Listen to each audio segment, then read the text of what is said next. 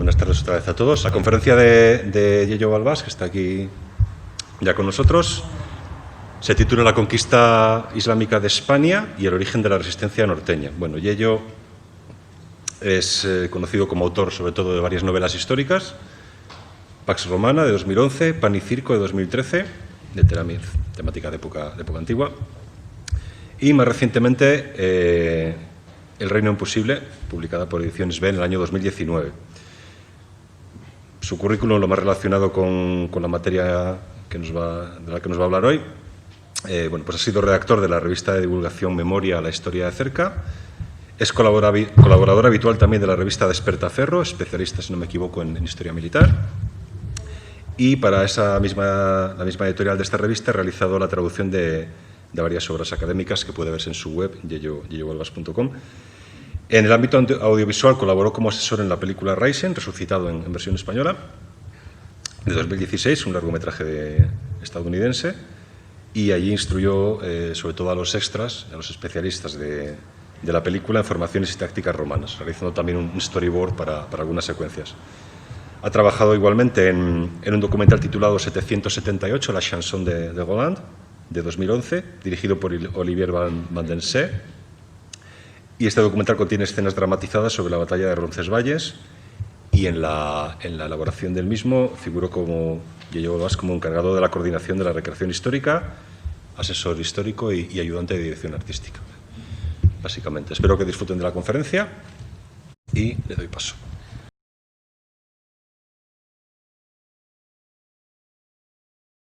Bueno, muchas gracias a todos por haber venido, sobre todo en estas circunstancias. Muchas gracias a DIC por haberme invitado a este ciclo de conferencias y gracias a Diego, Marín, a Ángel, a Alberto y al resto que me olvido mencionar. La conquista musulmana de la península ibérica, del reino visigodo, de Hispania, es un periodo pues, bastante desconocido y sumido en las brumas de la leyenda. Esto se debe en gran medida a que las fuentes textuales que nos han llegado eran nuestra única fuente de información para conocer este periodo y asimismo son fuentes, muchas de ellas redactadas un siglo y medio después, salvo una excepción, la crónica mozárabe del año 754, que en demasiadas ocasiones resulta desesperantemente breve. También es un proceso histórico que ha estado muy ideologizado, y eso es algo que todos conocemos y no hace falta ni abundar en ello. Y por tanto, pues no ha sido hasta en las últimas décadas cuando, gracias a la arqueología, a la numismática, a la epigrafía y otras fuentes de información y otras disciplinas científicas, pues hemos podido un poco aportar algo de luz sobre ello. Y fruto de este proceso de investigación que me ha llevado varios años, pues estoy trabajando en una monografía para la revista Despertaferro, que se publicará, Dios mediante, el año que viene. Hacia el año 711, lo que es el territorio de Antigua Cantabria, formaba parte del reino visigodo, había sido integrado seguramente a partir del año 574 por la conquista de Leovigildo. Hacia finales del siglo VII parece ser que se fundó una provincia al mando de un dux provinciae. Los visigodos básicamente heredaron el sistema administrativo, el sistema provincial tardorromano, y a partir de la provincia de Galaecia pues surgió la provincia de Cantabria, que es muy probable que excediera el territorio poblado étnicamente por cántabros, del mismo modo que la Lusitania romana excedía el territorio pues, que en su día poblaron los lusitanos. No se sabe muy bien cuándo abarcaba, no cabe duda que era más extensa que la Cantabria romana. Sobre eso otros ponentes han aportado una información muy valiosa, no me voy a abundar en ello. Es probable que surgiera esta provincia como una especie de marca fronteriza contra los vascones, que era una zona de fricción con este pueblo levantisco y también con la zona franco-aquitana.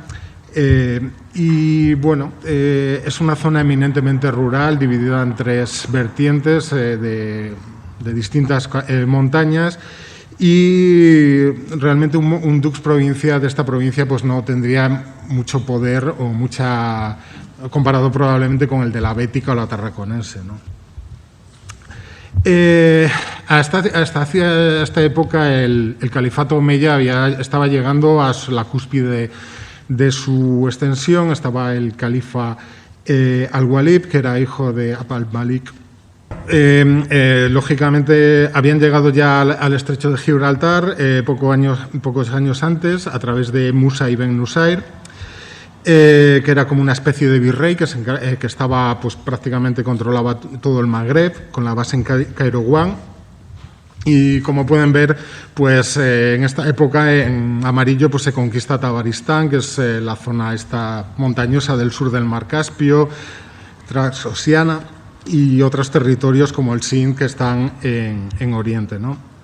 Sobre las conquistas musulmanas de Hispania tenemos bastantes leyendas, básicamente porque están recogidas por unos cronistas que no eran cronistas realmente, árabes posteriores. Se trata del género Akbar. Es un género basado en anécdotas recogidas de tradición oral que se recopilan 150 años después, hacia mediados del siglo IX, y muchas de ellas incluyen, pues, elementos legendarios de todo tipo. Una de ellas más conocida es la creada por Ibn al-Hakan, que es un ulema egipcio que incorpora la leyenda de que el rey Rodrigo viola a la hija del conde de Ceuta y él, como venganza, transporta al ejército musulmán a la península ibérica. Esta leyenda, pues, es cronológicamente imposible porque Julián o Urbano, que es probablemente su nombre sea Urbano, por así es mencionado, un personaje de la crónica mozárabe, pues pasó de bando en el 709 y Rodrigo no se ha entronado hasta el año siguiente. Todos hemos oído hablar alguna vez de la batalla de Guadalete. La batalla de Guadalete no tuvo lugar en Guadalete. Esto es un equívoco que surge ya en el siglo XIII. La crónica mozárabe habla de una batalla que tiene lugar en la sierra al norte de Julia Trasducta, que se ha identificado con Tarifa o Algeciras, es esta sierra de Cádiz, y las fuentes más antiguas árabes hablan de Wadi Laka, que significa el río del lago, probablemente en alusión a la laguna de la Janda, que es la que ven en este mapa de 1935, y que bueno, es una laguna que se desecó durante la dictadura para conseguir tierras de uso agrario. Probablemente en la batalla estuvo condicionada por una traición, eso sí que es cierto. Sabemos que a la muerte de Bitiza, con tan solo probablemente no había cumplido los 25 años, hubo un interregno con disputas entre distintas facciones nobiliarias. Por un lado, la numismática nos aporta monedas efectivamente de Rodrigo, que es el de la tradición asturleonesa, el último rey según esta tradición, pero también nos aporta monedas de un rey en la Tarraconense y Septimania, que es Agila, y hay un latérculo catalán que posteriormente, ya en el siglo IX, menciona a Ardo, un sucesor. Por tanto, para este ámbito, pues la zona de Cataluña, Occitania, parece ser que la tradición establece que el sucesor legítimo de Rodrigo sería este Agila. Dentro de la facción rodriguista también debía haber otros desafectos, de modo que en medio de la batalla, pues las alas dirigidas por Opas y Sisberto, que probablemente eran los hermanos de Bitiza, abandonan al ejército, y el ejército Rodrigo probablemente fue embolsado y murió el propio rey, algo que solía ser, era un hecho un tanto excepcional para la época. Ha habido bastantes debates sobre los itinerarios de la conquista. Las fuentes árabes, tenemos unas fuentes que, como ya he dicho, son de tradición oral relativamente tempranas, el género Akbar. Ya en el siglo X surge el Tarikh, que es otro tipo de género, es un tipo de crónica que surge por influjo griego, que es de tipo analístico, es decir, los hechos están referidos en función del año de la égira y es una forma mucho más ordenada y orgánica de narrar. Por desgracia, todos estos cronistas, como pueden ser Al-Tabari o ya en la península Ahmed al-Razi, pues obviamente se tienen que basar en fuentes textuales anteriores de tipo Akbar, con lo que ello implica, ¿no? Y luego, posteriormente, otros compiladores van añadiendo nuevos detalles al relato, así que si ya en el siglo XVII, Al-Makari, un historiador argelino, compila gran parte de estas fuentes citando el origen, pero bueno, si realmente las fuentes que contamos del siglo IX son, pongamos, 10 páginas, Makari ya pues, te puedes encontrar 40 o 50, con lo que ello implica que probablemente hay muchos añadidos que son interpolaciones posteriores. Esto hace que al final, pues, algunos investigadores yo creo que utilizan una metodología un poco de collage, ¿no? Determinados hechos están referidos, el armazón factual es común, pero en una batalla o en un hecho pues se puede decir que fue una conquista pacífica, que fue un pacto de capitulación, que el protagonista fue un personaje, que fue otro, que fue una fecha o fue en otra. Esto hace que muchas veces se utilice un ensamblaje de textos muchas veces de forma teleológica, pues confirmar una serie de presunciones de partida, lo cual muchas veces utilizando fuentes muy posteriores. Yo, por ejemplo, este es el itinerario que hace Pedro Chalmeta. Personalmente, yo creo que Manuela Marín ha hecho un trabajo de reconstrucción mucho más fidedigno. En principio, después de la batalla del lago, tiene lugar otra batalla en Écija, probablemente con los desertores del combate anterior, de la mal llamada Guadalete, y una vez derrotado este ejército, pues probablemente ya no había una fuerza militar capaz de enfrentarse a los árabes en toda la península. Tenemos que tener en cuenta que en la tardoantigüedad es un periodo histórico caracterizado por unas estructuras políticas extremadamente débiles que muchas veces solo son capaces de movilizar un gran ejército en una batalla campal, y que si ese ejército en una sola batalla es derrotado, pues pierden el control de un gran territorio en muy poco tiempo. Por ejemplo, el reino vándalo fenece en manos de Belisario pues en 2 años. Si nos referimos a los árabes, la conquista del imperio persa, el otro gran imperio junto al romano de la época, pues tiene lugar en solo 14 años.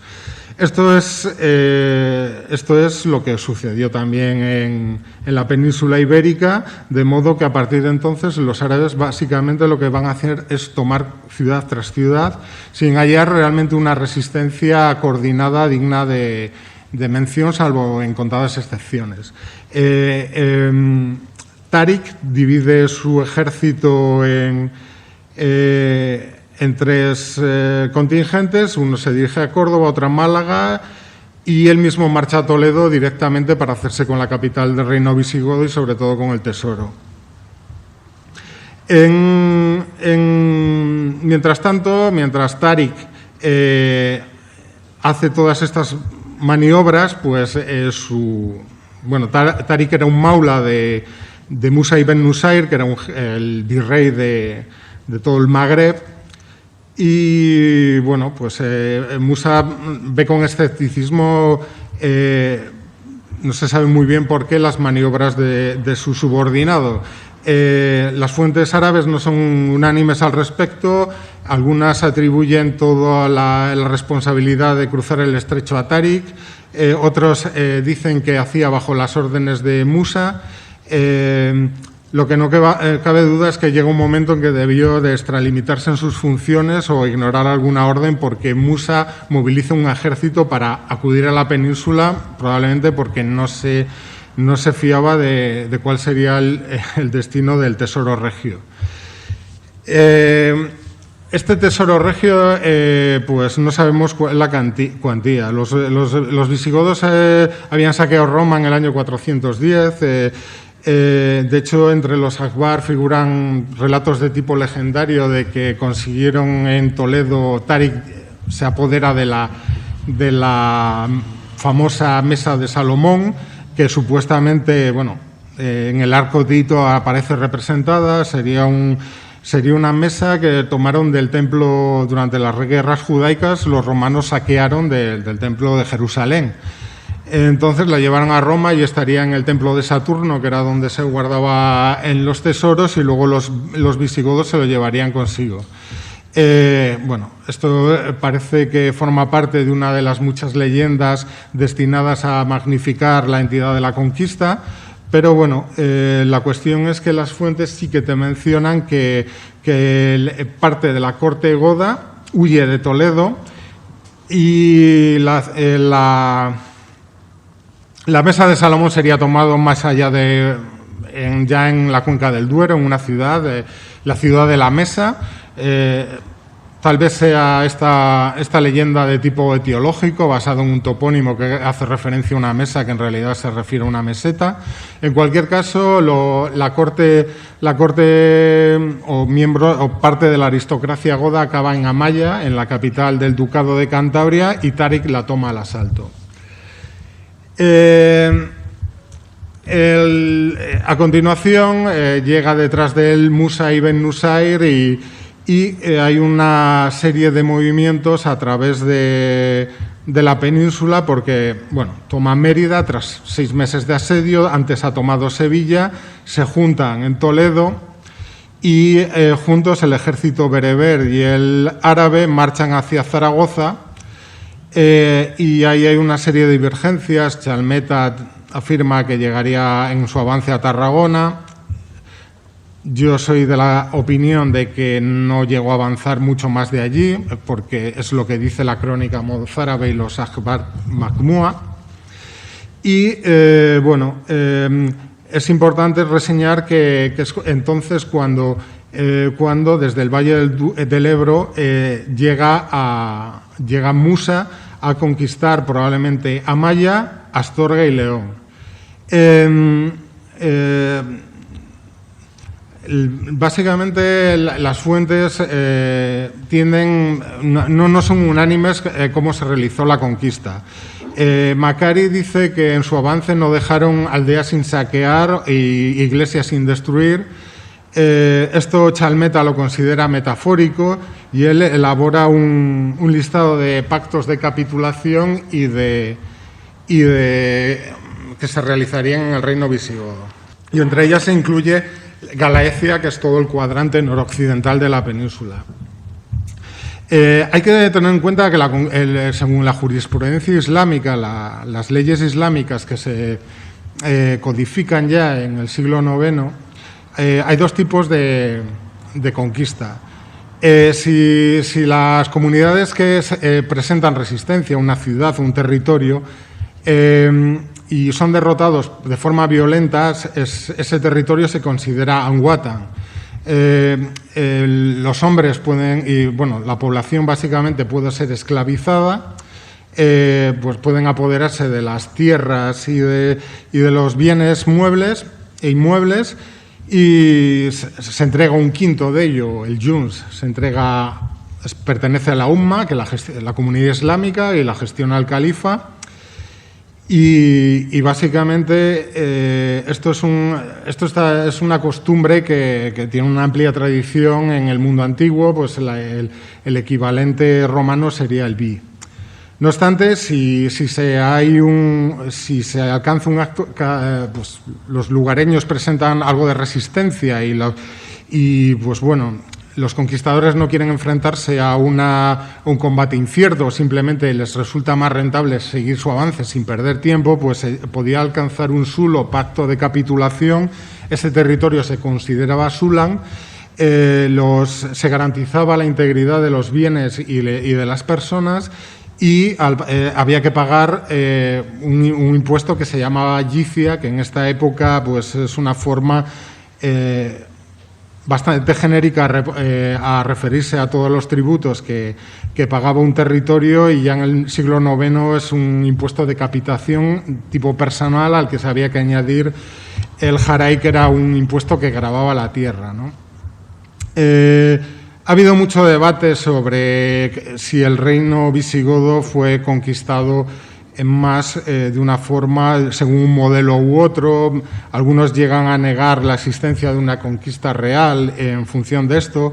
No obstante, para que haya un sulán tiene que haber una cierta resistencia. Un ejemplo claro, por ejemplo, es el pacto de capitulación de Teodomiro, que era un señor del sureste peninsular, cuyos territorios pues, abarcaban, pues, probablemente llegaban hasta Valencia, pero Orihuela, Alicante, Elche, y se ha conservado el texto. En este texto pues, se menciona lo que tenían que pagar por cada hombre libre y cada siervo, tanto en dinero, en dinares, como en productos.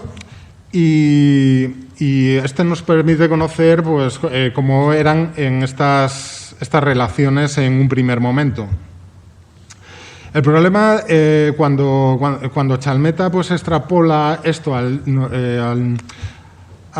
todo el cuadrante noroccidental, el problema es que no puede haber, es muy difícil que existiera un solo pacto para un territorio tan rural y en un momento en el que se ha caracterizado además por su fragmentación política.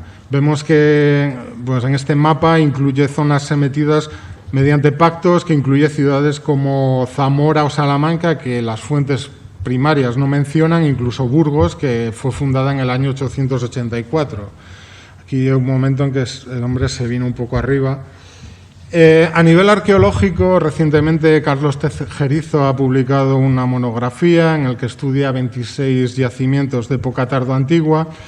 Es muy interesante porque, bueno, tradicionalmente se pensaba que el reino visigodo había sido un territorio dominado por grandes latifundios, ya que las villae tardorromanas, que se empezaron a difundir en el siglo III, se habían preservado empobrecidas hasta esta época. El problema es que en toda Europa occidental se ha empezado a documentar que este modelo no es así, que la sociedad visigoda no podía ser tan protofeudal, como la llamó Sánchez Albornoz, básicamente porque en el siglo V estas grandes villaes tienden a desaparecer.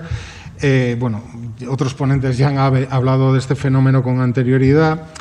Y concretamente en el Valle del Duero, Tejerizo constata que hay una eclosión desaparecen grandes villas como pueden ser la Olmeda en Palencia, que son en el triclinio, que es un triclinio monumental, se construye una iglesia, se crean tumbas alrededor, muchas de estas pues a veces se construyen centros religiosos, puede que aldeas. En cualquier caso, surge una nueva generación de aldeas en el siglo VI, a mediados del siglo VI, que perduran básicamente hasta las primeras décadas del siglo VIII, y en este caso Tejerizo documenta 26 aldeas que desaparecen y la población se desplaza a enclaves encastillados, como pueden ser Montecildad o Peñamaya, a ciudades de nueva creación y otros emplazamientos. Esto, lógicamente, está vinculado a la conquista musulmana. No significa que los ejércitos árabes fueran aldea arrasándolo, pero por lo menos revela un clima de inestabilidad en el que los campesinos buscaron la protección probablemente de las alturas, de enclaves fortificados y tal vez de los fundis de los grandes señores que podían contar con ejércitos privados de bucelarios.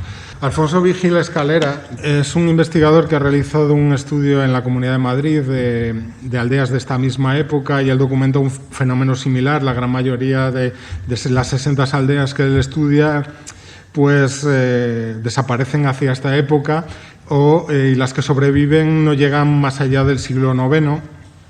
Esto probablemente él relaciona esto con desplazamientos de población a centros urbanos, como puede ser la Vega Baja de Toledo, y al hecho de que en época miral, a principios de época miral, se crea una red de enclaves fortificados a lo largo del sistema central para defender Toledo. Y bueno, probablemente a los emires de Omeyas les interesa este traslado de población.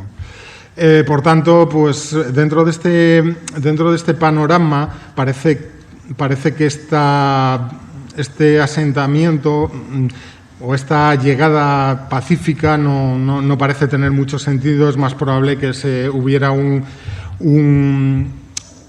una conquista diversa, como ya en su día postuló Eduardo Manzano, en la que hubiera efectivamente zonas que se rindieron mediante pactos de capitulación y otras tomadas por la fuerza. Y situaciones pues probablemente pues muy indefinidas, porque si algo coincide en las fuentes es que la conquista se realizó de una forma bastante caótica. En el Valle del Duero, pues tradicionalmente pues, se había pensado que se establecieron un buen número de bereberes. Efectivamente, los Akbar Mahmud mencionan la existencia de bereberes, que sobre todo en la zona de Astorga, que es una ciudad que mencionan 2 veces. Hay una revuelta bereber en el año 740 y esto hace que buena parte de estos contra el poder omeya, contra los árabes, y esto hace que se despueble de bereberes, y luego posteriormente hay una sequía, lo que hace que probablemente buena parte de esta población bereber abandonase la meseta norte, otra pudiera haberse quedado más o menos en una tierra de nadie que se formó a continuación, o incluso que pudieran quedar con el tiempo asimilados dentro del creciente reino asturleonés, asturiano. Para hablar del surgimiento del foco de resistencia en el norte, en la zona de Asturias y Cantabria, hay que analizar también el contexto político de la época.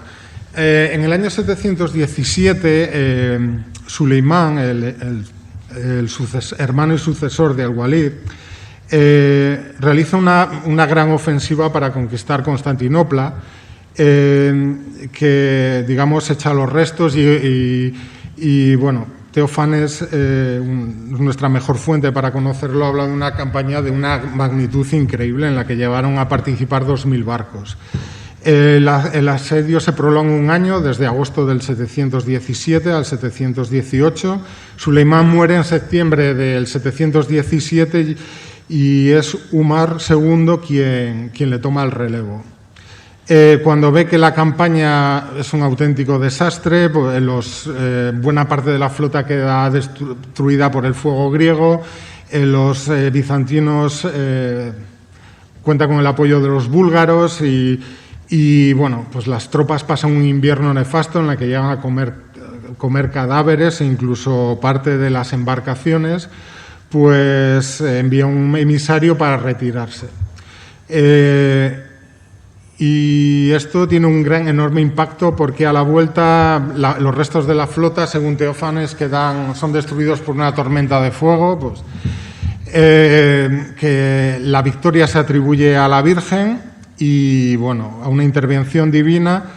No cabe duda que sufrieron los árabes un terrible revés que dejó muy tocado al al-Sam, que es el ejército de la Gran Siria, que es la espina dorsal del régimen omeya, y algunos especialistas lo interpretan como un poco el principio del estancamiento de las conquistas musulmanas. Esto tuvo incluso repercusiones, pudo tenerlas en la península ibérica, porque Umar ordenó la retirada de tropas de Cilicia y de Al-Ándalus. Los árabes aquí asentados no quisieron, porque se habían hecho con buenas tierras.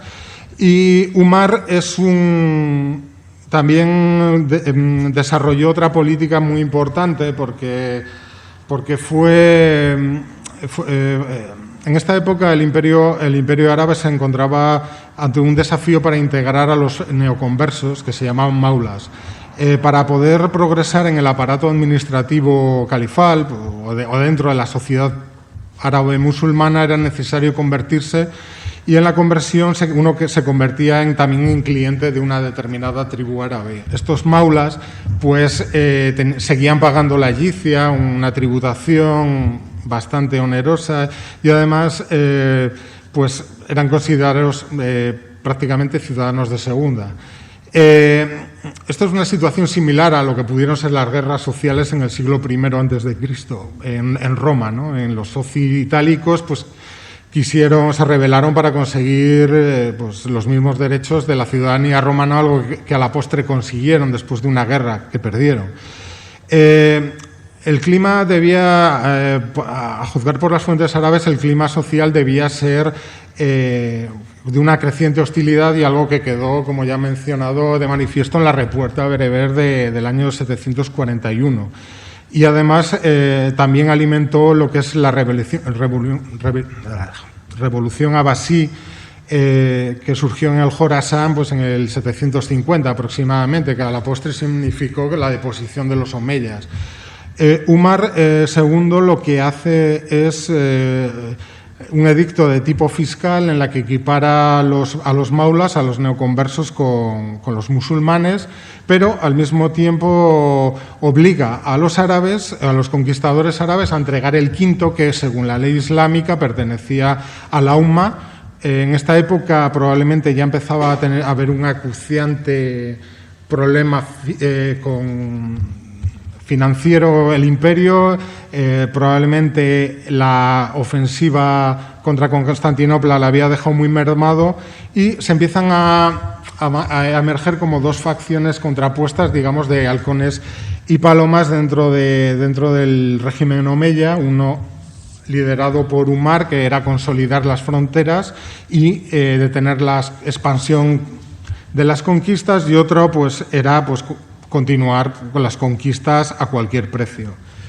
La muerte de Umar II y el ascenso de Yazid II como nuevo califa suponen un giro de 180 grados en esta política y se renueva la política expansiva, ¿no?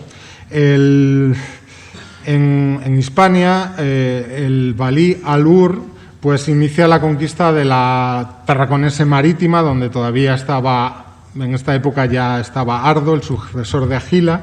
Hace una ofensiva que probablemente fue similar a la realizada por Wamba para sofocar la rebelión de Paulo 4 décadas antes, y va tomando ciudad tras ciudad a lo largo de la Vía Augusta. Primero toma Lérida. Al sur de Lérida se ha excavado un yacimiento, el Bobalar, que es un centro monástico que fue incendiado. Probablemente después tomó Tarragona, Barcelona y Gerona, que Gerona era una ciudad de vital importancia para el control de los pasos del Pirineo. En torno al Pirineo había una línea defensiva, pero estaba concebida más para defender la península de cualquier ataque desde fuera que a la inversa. En Gerona, curiosamente, han aparecido restos del siglo VIII restos musulmanes, y han aparecido varias tumbas de lo que parece ser que podían ser tropas, porque tienen una datación. La horquilla del carbono 14 nos permite orientar hacia mediados, la primera mitad a lo mejor del siglo VIII, y curiosamente los estudios genéticos aportan gente con rasgos genéticos tanto norteafricanos como en otro caso del Golfo Pérsico, que es algo inusual porque el resto de estudios genéticos que se han realizado pues en 3 tumbas en Nimes y en otras en la Maqbara de Pamplona, una necrópolis musulmana, son los que son foráneos son básicamente norteafricanos. Con posterioridad al Sam, otro nuevo valí inicia la conquista de la Septimania, en lo que supone pues, la desaparición virtual del reino visigodo. Han aparecido en Ruscino, cerca de Perpiñán, pues, un buen número de 40 sellos de plomo que sellaban las sacas de los bienes rapiñados. En la península han aparecido otros 100 que aportan información muy útil para conocer los modos de tributación y la magnitud de los botines de guerra. La diferencia es que los ejemplares peninsulares se concentran en el sur, en Andalucía y el Algarve, y parece que hay prima más el pacto de capitulación, por ejemplo en Medinasidonia, testimonian el pago de la yicia, mientras que mientras que en esta zona de Septimania parece que se debió realizar una campaña militar más violenta y abunda pues, el botín de guerra obtenido por Anguatan, por unas conquistas violentas, ¿no? Ya en el año 721, finalmente Alsan hace una ofensiva contra Tolosa desde Carcasona, que es una ciudad visigoda que ha conquistado ese mismo año. Y bueno, es la primera gran derrota en Occidente que tienen los musulmanes. Bueno, esta ciudad tenía unas buenas defensas. Le llaman la ciudad rosa Toulouse porque incluso hoy la mayor parte de edificios están construidos en ladrillo, ladrillo y roca caliza del Piedemonte Pirenaico. Y bueno, esta ciudad era la capital de Eudes de Aquitania, un duque de un ducado de Franco, del sur de Francia, y mientras se tiene lugar el asedio hace una ofensiva y derrota a Alsan, y el mismo Valí fallece. Todos estos hechos debieron condicionar lo que sucediera en el norte peninsular de una forma importante, o eso cabe esperar, ¿no? Sobre la situación de Cantabria en esta época ya se ha hablado, otros ponentes con mucha más autoridad. Este mapa nos muestra pues, los principales yacimientos que pudieran tener presencia de principios del siglo VIII en el territorio asturiano. Como vemos, hay una gran falta de sitios de yacimientos en el occidente, probablemente porque bueno, muchos de los llamados castros de Astures de esta época estaban asociados a la extracción minera del oro, y cuando las minas se agotan en el siglo III, pues parece que entran en declive. Casi toda la población se concentra en el centro del territorio de la Asturia transmontana, lo que hoy es la Y entre Gijón, Oviedo y Avilés, a lo largo de dos vías principales que cruzan la cordillera, que fueron ya empleadas por los romanos, la vía Carisia, que toma su nombre precisamente del legado Publio Carisio, y el Camino de la Mesa. Parece que en época medieval es el Camino de la Mesa que cobra más importancia, porque en torno a él tiene lugar la batalla de Lutos, ya a finales del siglo VIII. La única ciudad digna de ese nombre en esta época podía ser Gijón. El resto pues, de emplazamientos, pues, como Flavionavia, que es Pravia, pues, parece que es más bien un poblamiento disperso en la desembocadura del Nalón.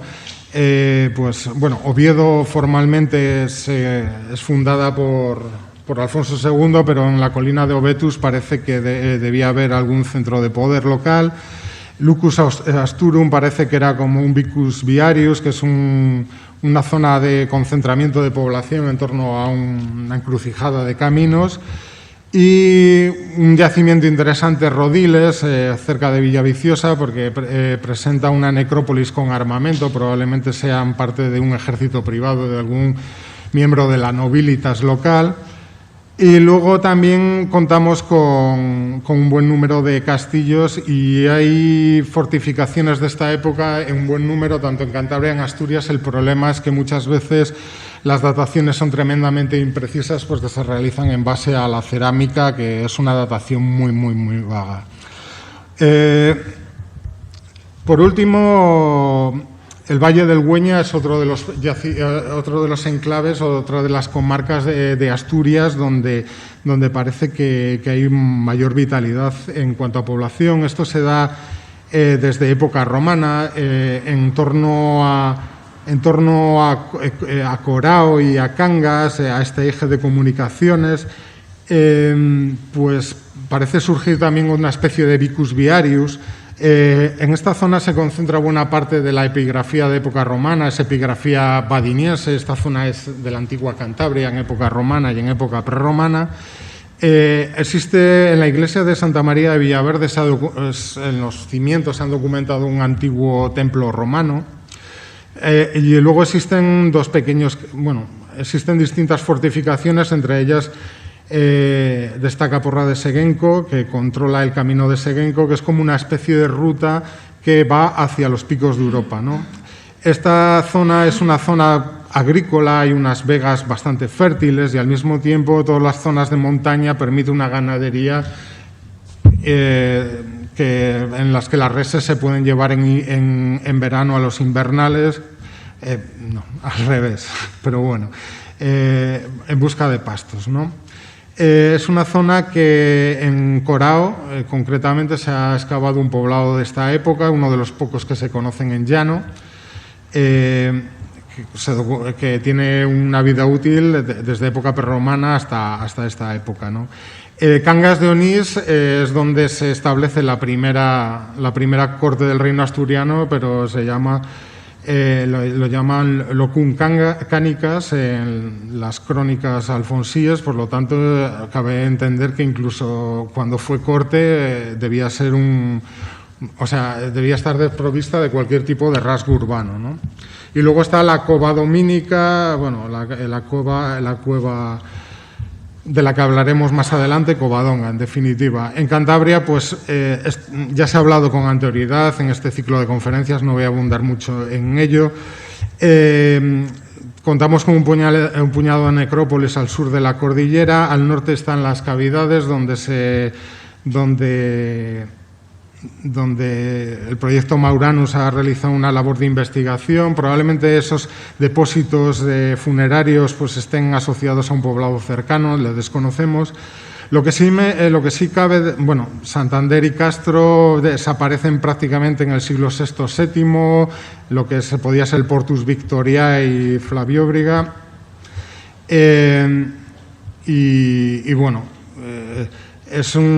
Tenemos una huella muy difusa que en los últimos 2 décadas está empezando a conocerse un poquito mejor.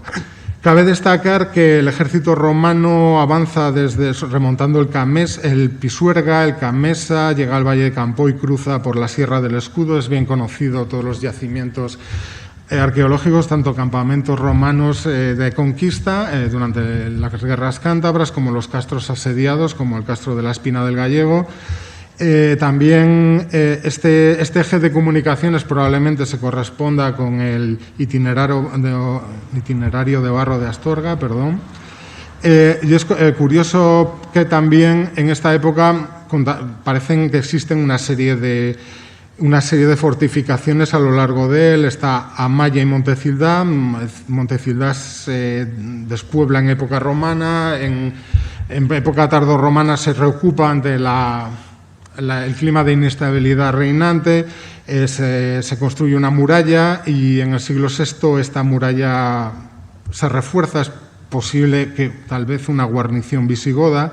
El proyecto Mauranos, bueno, aquí está José Ángel Hierro, postuló la posibilidad de que estuviera acantonada una cohorte que es citada por la Notitia Dignitatum, la última unidad militar que quedaría en el territorio, unidad romana, ¿no? En el castro de Santa Marina apareció una hebilla de tipo liriforme, tal vez se empleara en la época, en todo caso es una evidencia muy, muy, muy endeble. En Jarramayas, recientemente, Lino Mantecón y Javier Marcos han documentado que es una fortificación que estaba cerca del macizo del Dobra, que estaba en uso en esta época, y se ha atribuido a Cotero de Enmedio una cronología de esta época. Cotero de Enmedio en su día los cavó y estudió Eduardo Peralta, pensaba que podía ser de la Edad del Hierro. Es un balum duplex que cierra el avance por la sierra, pero su semejanza con el muro y Omón del Faro, que son 2 defensas lineales pues en la sierra cerrando la vía de la Carisa y el camino de la Mesa, sugieren que también podría ser de esta misma época. En esta época, como ya he dicho, Gijón era el único centro urbano digno de tal nombre, contaba con una muralla de época tardorromana que cerraba el istmo.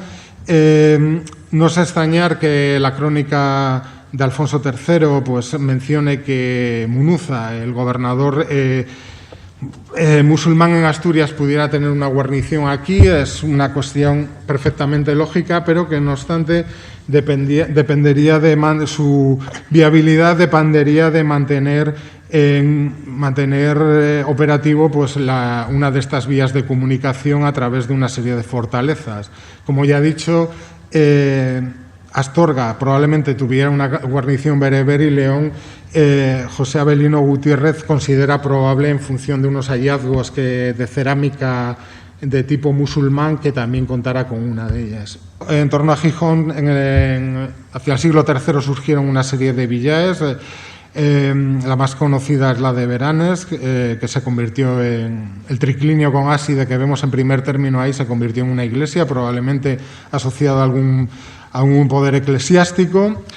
Parece que el poder después se trasladó hacia el próximo castillo de Curiel, y todo esto nos evidencia la existencia de una nobilitas local de la que probablemente Pelayo pudo formar parte, ¿no? Que podía contar pues con unos ejércitos privados.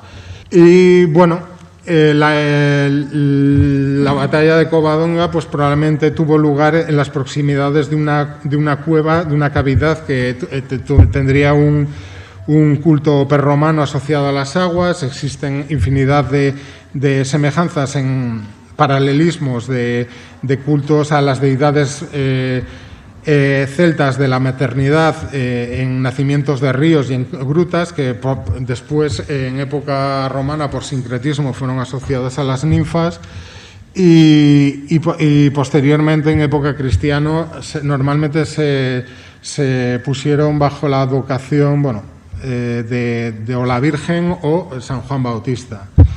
El hecho de que, las crónicas alfonsíes hablan de un auténtico asedio, concretamente lo dice la crónica para Sebastián. La crónica rotense sencillamente dice que los árabes sentaron las tiendas enfrente a donde se había refugiado Pelayo. Ya en el siglo XII la crónica silense, una crónica leonesa, pues ya magnifica aún como que todo el monte Euseba se fue asediado. No obstante, la fuente original habla de fundívalos,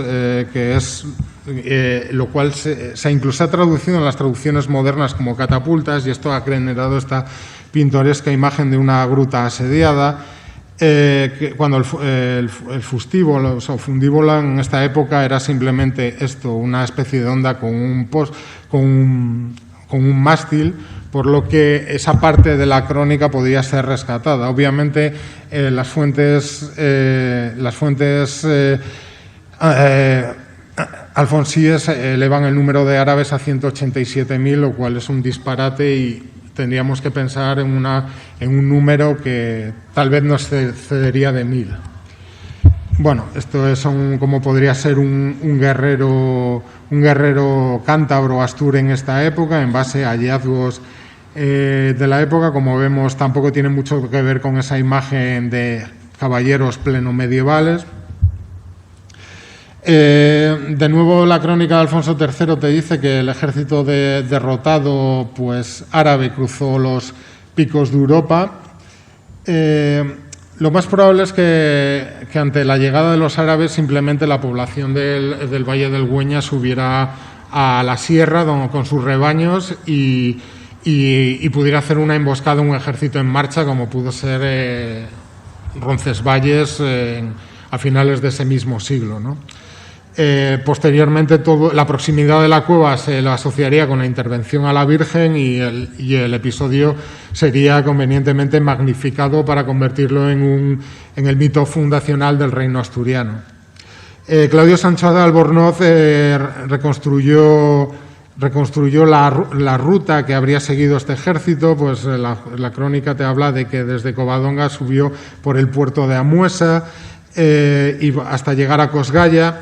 El historiador abulense hizo la ruta, yo también la he hecho, es bastante factible, ¿no? Es imposible para un ejército con bagajes y caballos, y solo puede entenderse como una hueste reducida huyendo a la desesperada. Javier Marcos y Lino Mantecón estudiaron el lugar donde la tradición establece que en las proximidades de de Cosgaya hubo un derrumbamiento y murió toda esta hueste de los supervivientes. El informe de las geólogas constata que hubo un argallo en época histórica allí. No obstante, los arqueólogos son muy cautos en sus conclusiones. Ya sería casualidad que esto sucediera justo cuando pasaron los árabes.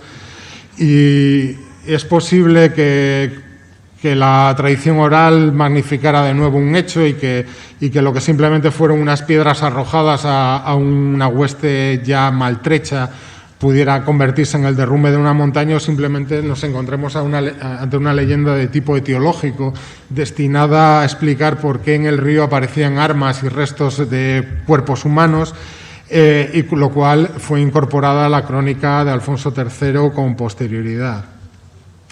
En el castillo de Subiedes se han hecho dataciones. Es un castillo que está muy próximo y ya lo sitúan a finales del siglo X y principios del XI en un proceso de construcción de fortificaciones llamado encastillamiento, asociado a la difusión del feudalismo.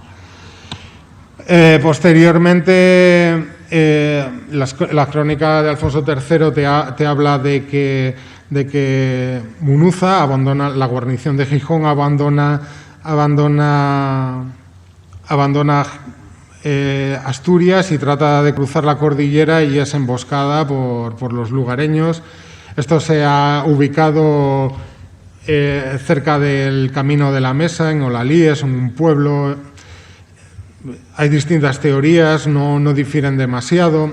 El conjunto de los hechos tiene sentido. Una derrota de cierta entidad a una guarnición que probablemente no sería muy numerosa haría su situación insostenible en la vertiente costera y tendrían que retroceder, volver a la meseta, y en un momento dado pudieron sufrir algún tipo de emboscada. El lugar no está, no obstante, muy claro. Y habría que relacionar todo esto con estas fortificaciones que cierran el Camino de la Mesa y la Vía Carisa, cuyas dataciones pues estaban a finales del siglo VII, principios del VIII. Podrían vincularse también con una rebelión en tiempos del rey Wamba hacia el 680, citado por las crónicas alfonsíes, y la situación no está nada clara. Tras esto, pues Pelayo habría sido nombrado princeps, según la tradición, o rey. Los términos que se suelen emplear en esta época para designar a la realeza son rex, princeps o dominus. Parece que en un principio pues este rango, pues hasta que no se consolidó realmente la jefatura de los señores de Asturias, pues de Asturia o de Cantabria, pues no parece claro. La primera referencia es del año 759, pues, un documento que menciona a Fruela primero ya como rex. Y bueno, en cualquier caso, Pelayo muere en el año 737 y es su hijo Fabila quien se convierte en el nuevo monarca, o quien ostenta la jefatura en ese momento. En la iglesia de la Santa Cruz en Cangas de Onís se conserva, es una iglesia erigida en el año 737, el mismo año de la muerte de Pelayo. Está firmada por Fabila en octubre de ese mismo año. Cabe dentro de lo posible que su padre hubiera muerto poco antes. Y él, como es sabido, pues muere 2 años después en una cacería de osos. La tradición dice que es entonces cuando futuro Alfonso I, el hijo de Pedro, el duque de Cantabria, cuando se convierte en rey de Asturias, del reino asturiano, porque estaba desposado con Hermesinda, que era la hija de Pelayo. De este modo, pues bueno, al no tener hijos Fabila, pues habría pasado la jefatura hacia la dinastía cántabra, porque realmente son Alfonso y su hermano Fruela quienes crean la dinastía de los reyes de Asturias.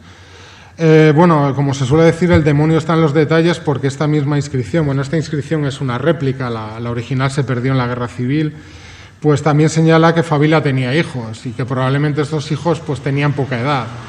Ahí se intuye que debió haber algún tipo de conflicto dinástico para que Alfonso se hiciera finalmente con la jefatura del reino asturiano. Y bueno, así surge el reino de Asturias y he intentado vincularlo con la Cantabria tardoantigua y el surgimiento del reino asturiano y la conquista musulmana. Bueno, andamos muy mal de tiempo y he tenido que aligerar bastante la charla. Muchas gracias por su paciencia y por la atención que me han prestado.